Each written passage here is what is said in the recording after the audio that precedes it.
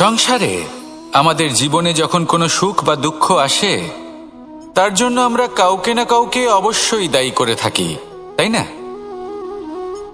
এই ব্যক্তি আমাদের সাথে এরকম কাজ করেছেন, তাই আমার সাথে এমন হলো। ওই ব্যক্তি যদি এমনটা না করতেন, তাহলে আজ আমি ওই স্থানে পৌঁছতে পারতাম। সবই আপনার দৃষ্টিভঙ্গির ওপর নির্ভরশীল, আর যদি আপনার দৃষ্টিভঙ্গি এমন হয়, তাহলে তা অনুচিত। সত্যি কথা বলতে, এই সংসারে ভিন্ন ভিন্ন ধরনের মানুষ আছে। এটা আপনার ওপর নির্ভর করছে কিভাবে তাদের স্বাগত জানাবেন। একবার ভাবুন, আমি আমার দুটো হাত সামনে নিয়ে এলাম, দুটো মুঠো খুলে দিলাম। দুই প্রকারের মানুষ আসবেন, কিছু না কিছু দিয়ে যাবেন। এই মুঠো যদি আমি বন্ধ করে দিই, তাহলে না কেউ আমাকে কিছু দিতে পারবে,